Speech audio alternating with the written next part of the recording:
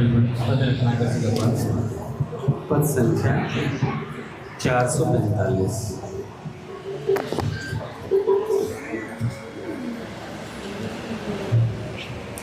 हरिबोल पद रत्नाकर जी का पाठ, पद संख्या 445, 445।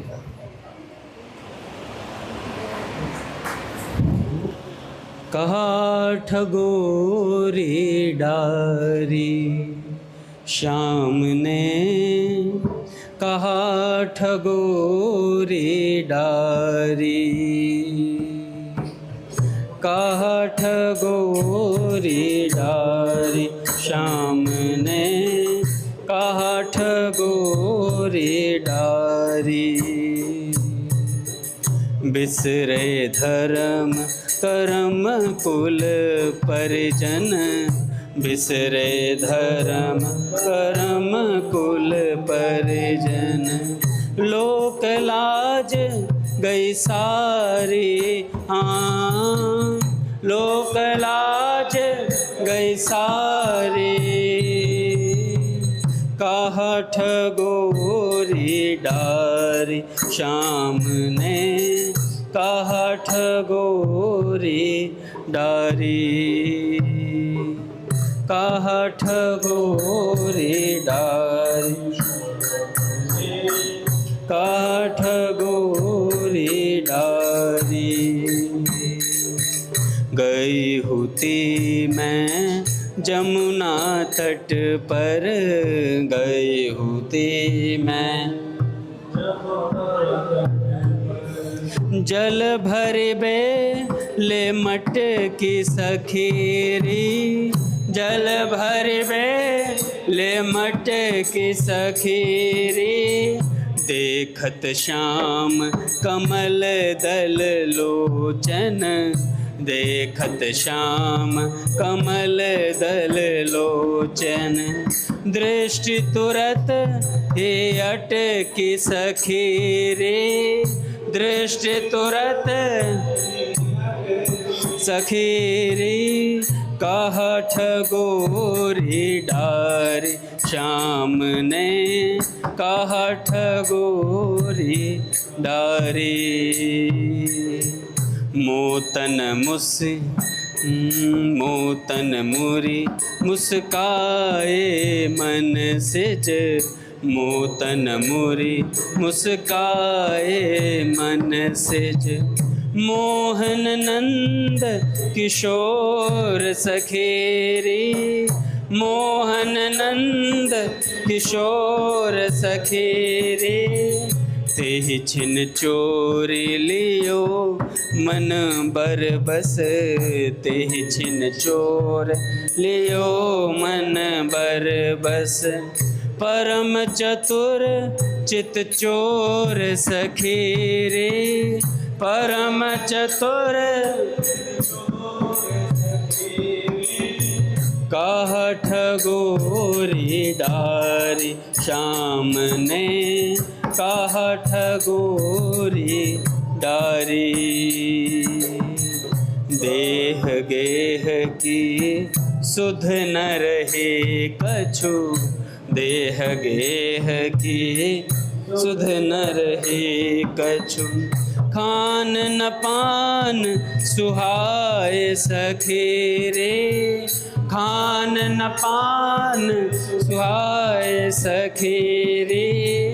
एक मधुर छवि रसिक श्याम की, एक मधुर छवि रसिक श्याम की। रही हृदय में छाए सखीरे, रही हृदय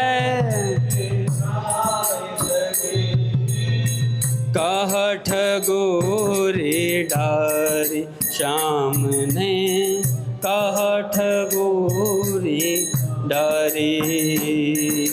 राधा राधा राधा राधा,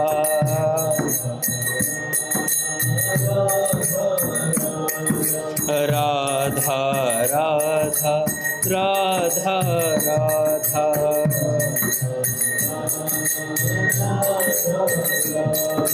राधा राधा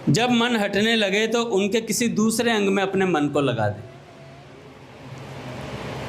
फिर वहाँ से मन उछटे तो तीसरे अंग में लगाते रहिए।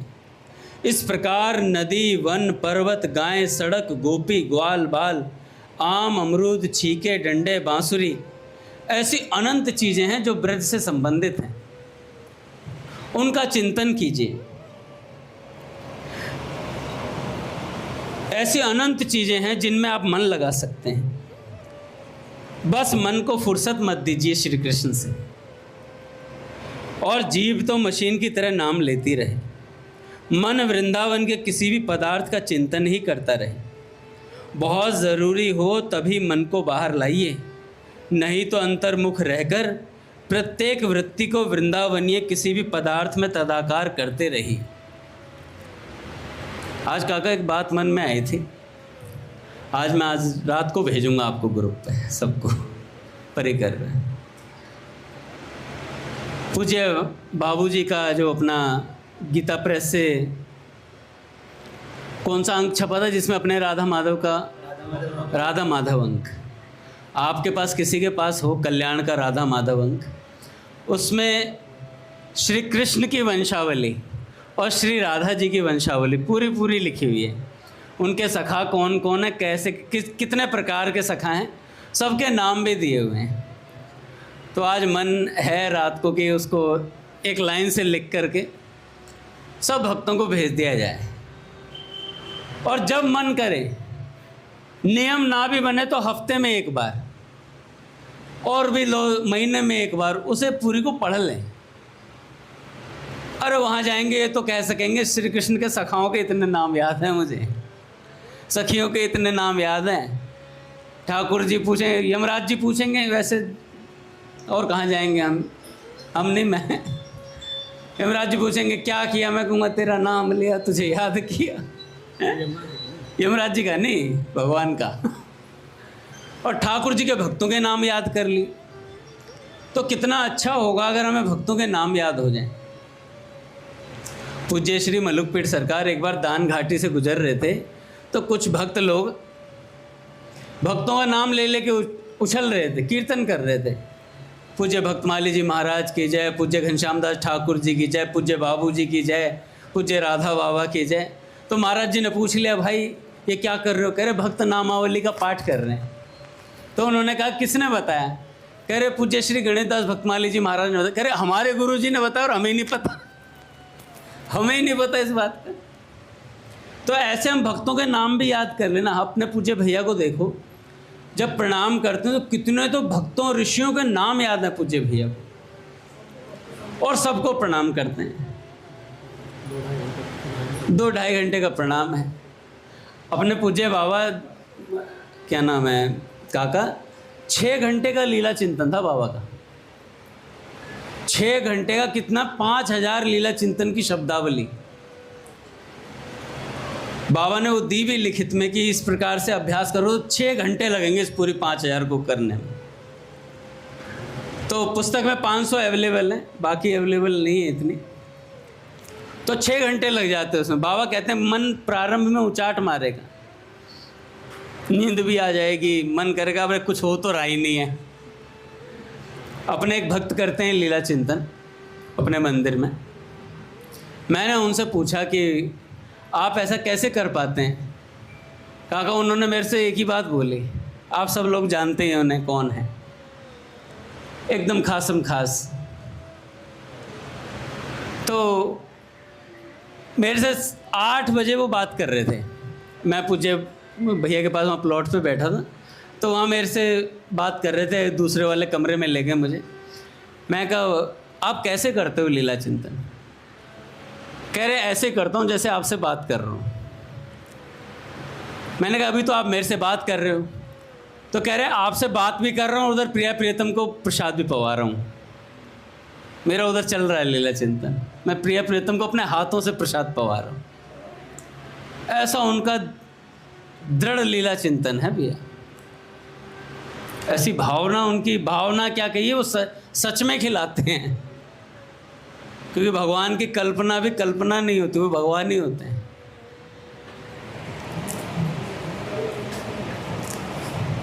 तो अपने मन को निरंतर श्री कृष्ण से संबंधित शब्दावली में उलझा के रखना चाहिए। नहीं हो तो कुछ भी, तो भक्तों का चरित्र पढ़ते रहो, और भी कुछ ना हो तो नाम लेते रहो, और भी कुछ ना हो तो नाम लेते रहो। एक बार ब्रज के एक भक्त थे, उन्होंने पूछा अपने गुरुदेव से कि गुरुजी नाम जप करूं या लीला चिंतन करूं? तो उन्होंने कहा कि नाम जप हो गया तो लीला चिंतन उसी में हो जाता है। उस दिन से उन्होंने 8 लाख नाम जप करना शुरू कर दिया था। अब आप कहोगे 8 लाख कैसे होगा? 8 लाख कैसे होगा? जब अभ्यास बढ़ जाता है तो आप सोचो, जब 1 लाख नाम जप प्रतिदिन करने पर नींद में नाम चलता है, किसी को अगर कोई 1 लाख नाम जप करता हो तो रात को सोएगा भी ना, उसके होठ हिलते रहते हैं अपने आप। पत्नी बताएगी आपकी क्या बुदबुदा रहे थे रात को, हरे कृष्ण महामंत्र चल रहा था। ऐसे तो निरंतर चलता है। तो सोचो जिसका अभ्यास 3 लाख का हो, वो पूरे रोम रोम हर ठोर से भाई ररंकार धुनि होत सदा ही, फिर रोम रोम से निकलना शुरू हो जाता है महाराज। और कितना नाम जप होता है ये तो भगवान जाने भैया। फिर कहते 3.5 करोड़ पे भगवान की सद्य प्राप्ति हो जाती है। वो तो कितने करोड़ रोए हैं अपने शरीर में, तो हर रोए से अगर भगवान नाम निकलेगा तो कितने करोड़ हो गए, तो तत्काल भगवत प्राप्ति होती है। सेठ जी कहते हैं ऐसा कर सकते हैं हम लोग, हर एक रोम से भगवान का नाम निकल सकता है, पर अभ्यास करना पड़ेगा उसके लिए। आप नित्य ये सोच करके भगवान का नाम लीजिए कि मेरा प्रत्येक रोम भगवान का नाम ले रहा है। एक दिन ऐसी दृढ़ धारणा होगी, और जिस दिन वो दृढ़ धारणा हो गई कि मेरा रोम रोम भगवान का नाम ले रहा, तत्काल भगवान प्रकट होंगे। ये सेठ जी के वाक्य हैं, तत्काल भगवान प्रकट हों। अरे पर अभ्यास करना पड़ता है इसके लिए। ऐसा नहीं है कि ऊपरी मन से लोगों को दिखाने के लिए मैंने आज 1 करोड़ जप लिया, 2 करोड़ जप लिया। अपने स्वामी जी महाराज कहते हैं कि भैया ये साधन भजन जितना जो हम कर रहे हैं, ये सब किस लिए कि भगवान से अपनापन हो जाए। वो अपनापन चाहे 50 माला से हो चाहे 2 माला से हो, अपनापन होना चाहिए भगवान से। अपनापन हो गया तो 2 माला भी 200 के बराबर है, और अपनापन नहीं है तो फिर वो साधन का श्रम लगा लो आप एक तरीके से। इसलिए स्वामी जी महाराज हर बार कहते हैं कि हो ही राम को नाम जपी तुलसी तज कुसमाज। कुसंग का त्याग करके भगवान का नाम जप करना चाहिए। कुसंग बहुत तरीके का होता है। एक तो हम जब देखो, सबसे बड़ा कुसंग बताऊं, नाम जप करने बैठोगे बुद्धि का कुसंग, ये तुरंत भागेगी, कुछ ना कुछ सोचने लग जाएगी, ऑफिस का सोचने लग जाएगी, स्कूल टाइम में ले जाएगी, उठा के पटक देगी, नर्सरी क्लास में ले जाएगी। ऐसे ऐसे करते ही बुद्धि ऐसा ही करती है। कभी कुछ भी सोचवा सकते, पर भगवान के बारे में सोचवाएगी बहुत कम। इसलिए पूज्य बाबा कहते हैं जब जब मन भागे तब तब इसे पकड़ करके लाओ, तब तब इसे पकड़ करके लाओ। एक दिन में 50 बार भागा और आप पकड़कर 50 बार वापस ले आए, तो अगले दिन केवल 49 बार भागेगा। उससे अगले दिन 48 बार भागेगा, उससे अगले दिन और कम, फिर और कम। एक दिन ऐसा होगा भाग ही नहीं पाएगा, कहेगा यार ये जहाँ जाता हूँ वहीं से पकड़ लाता, मुझे वहीं धप्पा कर देता मुझे, तो मैं जाऊँ कहाँ। फिर इसे लगना पड़ेगा ज़बरदस्ती। पूज्य बाबा कहते हैं बहुत ज़रूरी हो तभी मन को बाहर लाइए, नहीं तो अंतर्मुख रहकर प्रत्येक वृत्ति को वृंदावनीय किसी भी पदार्थ में तदाकार करते रहिए। अभ्यास करने से खूब होगा और खूब आसानी से होने लगेगा। सब भूलकर इसकी चेष्टा कीजिए, नहीं करेंगे तो फिर कोई उपाय नहीं है भैया। जहाँ दीवार दिखाई देती है, मकान दिखते हैं, टीले दिखते हैं, कुआं दिखता है, पेड़ दिखते हैं, वहाँ आँख मूंदकर खूब दृढ़ता से निश्चय कीजिए कि यहीं पर सच्चिदानंद वृंदावन है।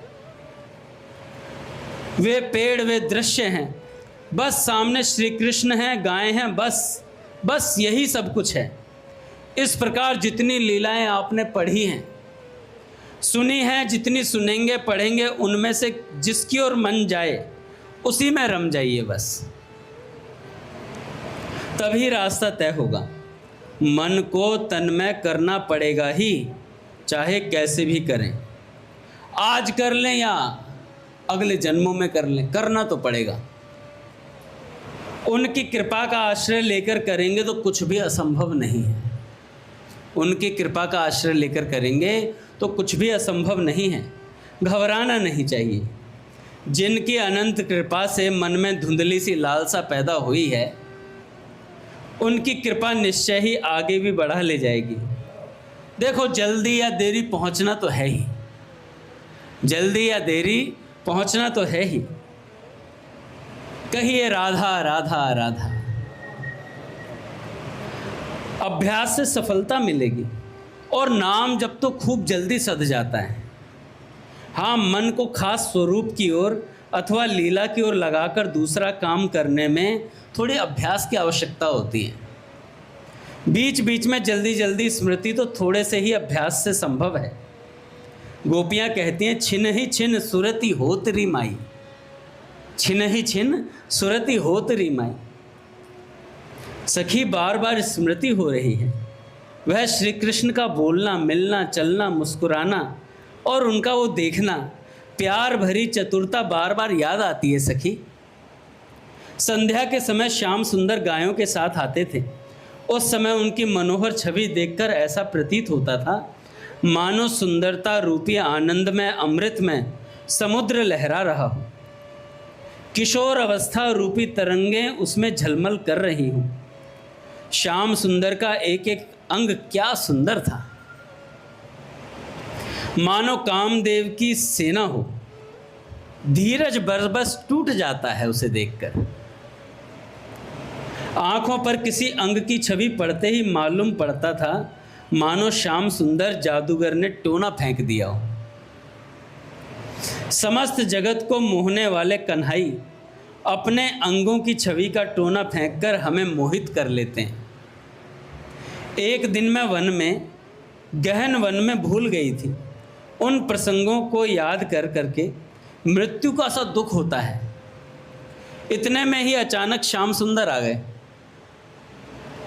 और मंद मंद मुस्कुराकर मेरी भुजाओं को पकड़कर मुझे कंठ से लगा लिया सखी। पद के इन भावों पर एकांत में बैठकर विचार कीजिए। विचार करते समय मन में एक रस की धारा बह उठेगी। आप उसमें न जाने कहाँ से कहाँ बह जाएंगे। भगवान की अनेकों लीलाएं हैं और इन सब लीलाओं का आधार श्री कृष्ण की आह्लादनी शक्ति श्री राधा है। उनके अलावा कोई नहीं। श्री कृष्ण गोपी जनों से कुरुक्षेत्र में मिलने पर कहते हैं, गोपियों, तुमने हमें कृतज्ञ समझा होगा कि मैं छोड़कर चला गया।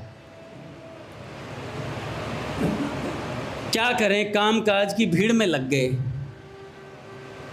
देखो, भगवान ही प्राणियों का संयोग करता है और वही पुनः वियोग कराता है। सौभाग्य की बात यह है, हमारे प्रति तुम लोगों का प्रेम निश्चल रहा। भगवान कहते हैं, बस यह प्रेम ही सचमुच सार है। इस प्रकार श्रीमद् भागवत में वर्णित है। पर वास्तव में श्री कृष्ण गोपी जनों से हटकर भी नहीं हटे थे। श्री कृष्ण हटते ही नहीं। उद्धव जी के ज्ञान का गर्व शांत होने पर जब वे श्री कृष्ण के पास लौटे, उस समय का बड़ा सुंदर वर्णन नंददास जी ने किया है। ब्रज में आज भी लीला चलती रहती है। पट खुलेंगे महाराज। श्री राम जय राम जय जय राम, श्री राम जय राम जय जय राम, श्री राम जय राम जय जय राम, श्री राम जय राम जय जय राम, श्री राम जय राम जय जय राम, श्री राम जय राम जय जय राम, श्री राम जय राम जय जय राम, श्री राम जय राम जय जय राम, श्री राम जय राम जय जय राम, श्री राम जय राम जय श्यामा जय जय श्याम,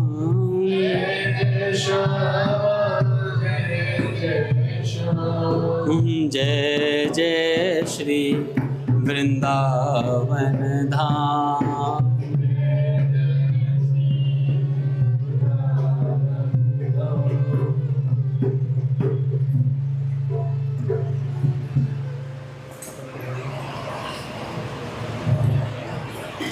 बोलिए राधा माधव सरकार की जय।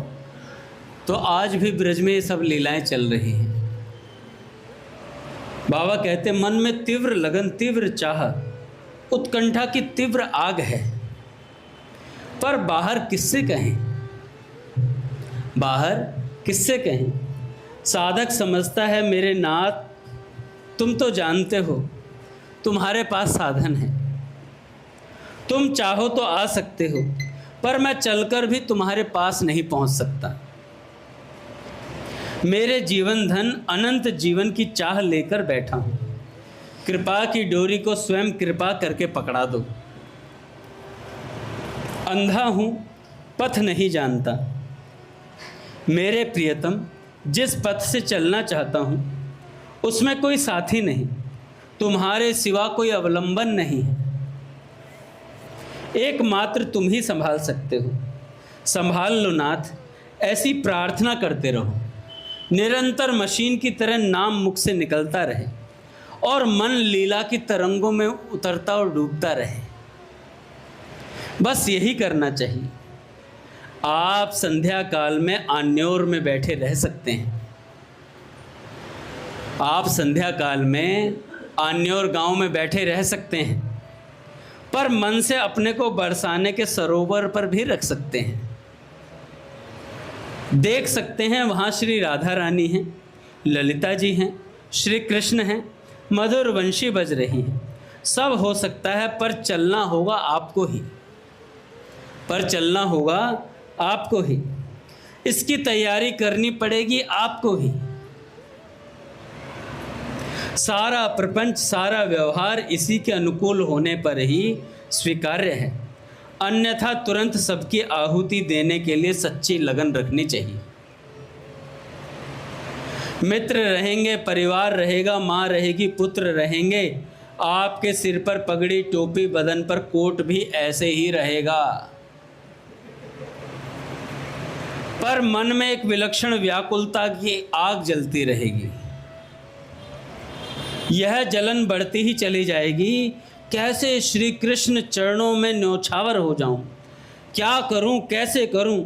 एकांत में बैठते ही रोना आएगा, एकांत में बैठते ही भगवान के लिए रोना आएगा कि कहाँ जाऊं, कहाँ पाऊं मोर प्राणधन, कहाँ मोर प्राणधन ब्रजेंद्र नंदन। यह होगा केवल कृष्ण कृपा से, पर उसके पहले आप भावना तो कीजिए, उनकी कृपा अनंत है। कृपा को ग्रहण करते चले जाइए, क्योंकि प्रेम गली अति सांकरी, तामे दो न समाए। आप जैसे जैसे बढ़ेंगे, जैसे जैसे व्याकुलता बढ़ेगी, आप देखना श्री कृष्ण ही श्री कृष्ण रह जाएंगे, संसार निकलकर भग जाएगा। क्योंकि जहाँ राम तहाँ काम नहीं, और जहाँ काम तहाँ राम। सीधी सी बात है, एक म्यान में दो तलवार नहीं रह सकती। अब आप कहोगे कि जब राम रहेंगे तो संसार का व्यवहार कैसे होगा, फिर वो व्यवहार की जिम्मेवारी श्री कृष्ण पर आ जाती है। योग क्षेमम वहम में हम, भगवान सब व्यवहार करेंगे। पूज्य बाबूजी क्या भगवान की प्राप्ति के बाद चले गए क्या छोड़ करके? जीवन त्याग दिया था क्या बाबूजी ने? सारे संकल्प विकल्प सब श्री कृष्ण के हो गए। श्री कृष्ण अर्पणम अस्तु, सब कुछ श्री कृष्ण के अर्पण हो गया भैया। कैसे हो गया? जो तू मेरे नाम पे तो मैं तेरे काम पे, और जो तू अपने काम पे तुम अपने धाम पे। भाई सीधी सी बात है, यथा तथा का नियम है ये। यथाम माम प्रपद्यन्ते तांस तथैव भजाम में। जैसा तू मेरे को भजेगा वैसा मैं तुझे भजूंगा। पर भगवान की स्पीड हमसे बहुत ज़्यादा है भजने की। जो तू धावे एक पग, मैं धाऊं पग 60। हमने एक कदम बढ़ाया तो भगवान 60 कदम बढ़ते हैं हमारी तरफ। सोचने की बात है कि कितनी दूरी पैदा कर ली हमने, संसार में उलझ कर बहुत दूरी पैदा कर ली महाराज। तो हमें तो क्या करना है, हमें श्री कृष्ण का चिंतन करना है बस।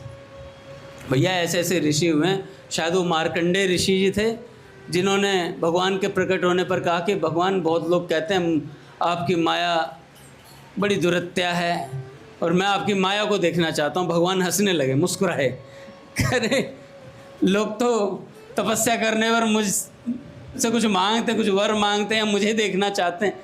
यह अनोखा भक्त मिला, मेरी माया के दर्शन करना है। ऐसे दर्शन कराए, हाथ जोड़ लिए मार्कंडेय ऋषि जी ने, कह रहे प्रभु ये कहाँ का घुमा दिया आपने। कितनी देर में, यज्ञ में आहुति छोड़ने की देर में, बस उन्होंने यज्ञ में आहुति छोड़ी, इतनी देर में तो पता नहीं कहाँ कौन से लोकों में हुआ है, कितने जन्म हो गए, पागल बना दिया। फिर कहने लगे प्रभु सच में दुरत्य है, आपकी माया बहुत कठिन है, दुस्तर है। तो भगवान से कृपा की याचना करें कि हे प्रभु आपकी कृपा ऐसी बरसे कि निरंतर हम आपके स्मरण में रहें। नष्टो मोहा स्मृति लब्धवा, अर्जुन कहते हैं भगवान से मेरा मोह नष्ट हो गया है। कैसे? भगवान ने सत्संग दिया। भगवान कहे मेरे सत्संग के बिना नष्ट ही नहीं हो सकता मोह, कि बिन सत्संग न हरि कथा ते बिन मोह न भाग, मोह गए बिन राम पद हो ही न दृढ़ अनुराग। और मोह गए बिना दृढ़ अनुराग नहीं होता है। अभी तो हमारा बहुत चीज़ों में दृढ़ अनुराग है।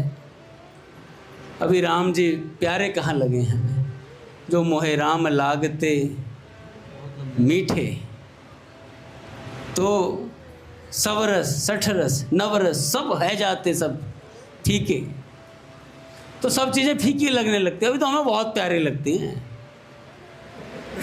था पूज्य बाबा कहते हैं आस्तिकता की आधारशिला, अभी तो हम संसार में कूद कूद कर पढ़ना चाहते हैं। हमें कोई एक शादी में बुलाए तो कहते हैं मैं लगन में भी पहुंचूंगा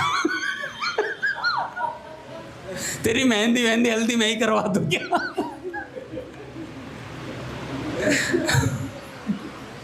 तेरा इवेंट मैं ही मैनेज कर दूं क्या सारा शादी का। तो अभी तो हम कूद कूद के पढ़ना चाहते हैं।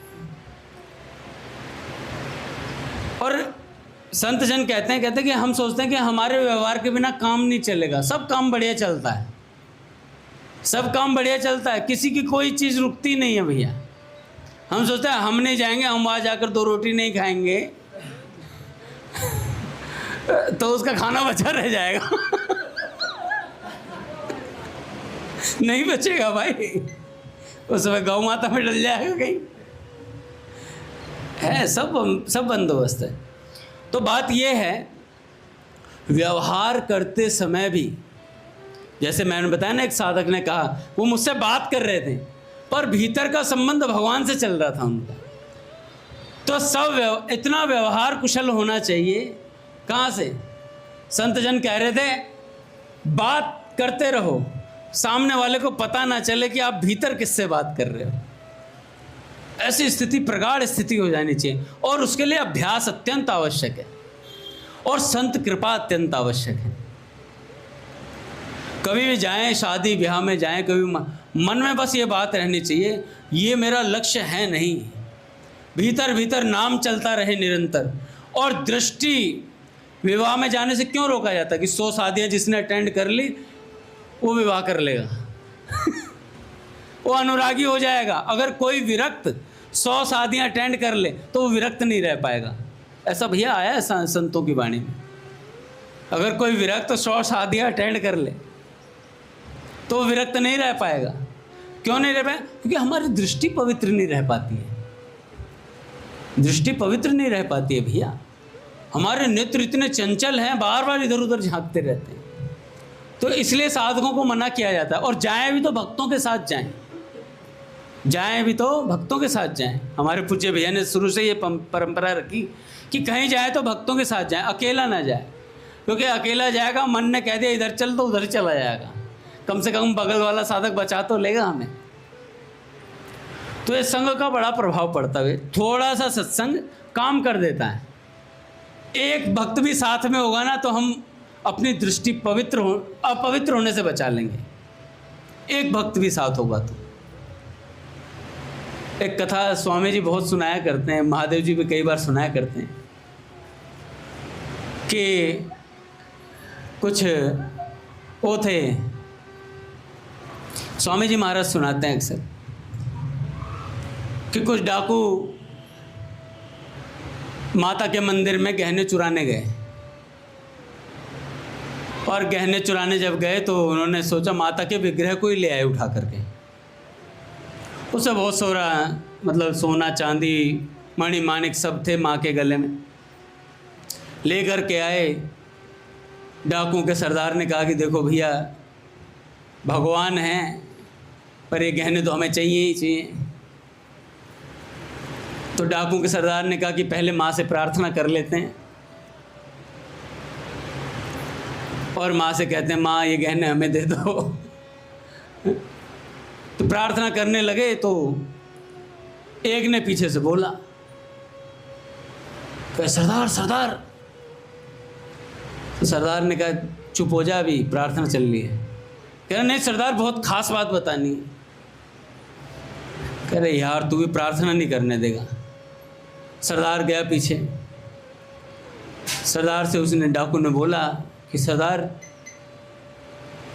ये जो सामने है इसकी परछाई है। तो कहते हैं भाई माँ है तो परछाई भी होगी। तो कह रहे पर मैंने सुना है सरदार देवताओं की परछाई नहीं होती। तो सरदार ने पूछा तुझे कैसे ज्ञान हुआ इस बात का। कह रहे सरदार मेरे को पीछे ना पानी की प्यास लगी थी, और वहाँ पे ना जहाँ टैंकर खड़ा था पानी का वहीं बगल में सत्संग चल रहा था, और सत्संग में वक्ता जी बोल रहे थे कि देवताओं की परछाई नहीं होती। सरदार ने खींच के थप्पड़ मारा। कह रहे ट्रेनिंग में बताया गया था ना सत्संग में नहीं जाना, और तूने सत्संग सुन लिया, आ गई ना दिमाग में फालतू की बातें।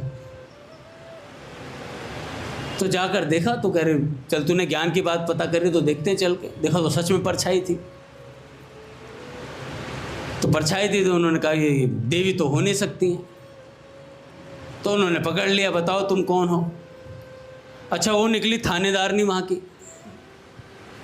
अब वो काली माँ का रूप बना के जैसे उन्होंने नेत्र बंद किए थे, मूर्ति की जगह वो आ गई थी, सारे गहने उन्होंने पहन के और वहाँ खड़ी हुई थी। और वो जो थानेदारनी नहीं थी उसने पूछा कि पहले ये बताओ कि तुम्हें ये पता कैसे चला कि मैं असली माँ नहीं हूँ। तो कहने नालायक ने सत्संग सुना था। हमने ट्रेनिंग में मना किया हुआ है सत्संग सुनने के लिए, लेकिन इसने नियमों को तोड़ते हुए सत्संग सुना। तो उस थानेदारनी ने कहा कि देखो थोड़ी सी देर के सत्संग ने तुम्हें जेल की कैद से बचा लिया, तो सोचो अगर जीवन भर सत्संग किया जाए तो 84 की कैद से तुम क्यों नहीं मुक्त हो सकते। इतनी बात बोली, और स्वामी जी महाराज कहते हैं उस थानेदारनी ने भी अपनी थानेदारीगिरी सब छोड़ दी, और उन डाकुओं का जीवन भी परिवर्तित हो गया, वो भी भजन करने लगे। तो एक घड़ी आधी में पुनियाद, तुलसी संगत साध की हरे कोटि अपराध। तो थोड़ा सा संग भी हो जाए, थोड़ा सा सत्संग हो जाए। हम लोग सोचते हैं यार लेट हो गए, 9:15 हो गए, 9:20 हो गए, अब क्या करेंगे सत्संग जाके। अरे भाई कुएं में बाल्टी डूबती हो, रस्सी छूट गई हो और आखिरी छोर हाथ में आ जाए तो पूरी की पूरी बाल्टी बाहर आ जाती है। ऐसे 5 मिनट हो, 2 मिनट हो, अगर दर्शन भी हो गया भगवान का, आरती का भी दर्शन हो गया, तो भैया बाल्टी पूरी की पूरी आ जाएगी बाहर, काम हो जाएगा। अब ये नहीं कि बस अब रस्सी पकड़ने आ रहे हैं रस्सी का आखिरी छोरी पकड़ने आ रहे हैं, खाली टाइम बैठे हैं पूरे। तो ऐसा नहीं भैया, ये उनके लिए रियायत है जो लेट आते हैं ऑफिस से, इनको कुछ काम पड़ जाता है, उनके लिए है। चलिए भैया सत्संग और करते हैं। बोलिए भक्तवत्सल भगवान की जय। आरती करते हैं महाराज।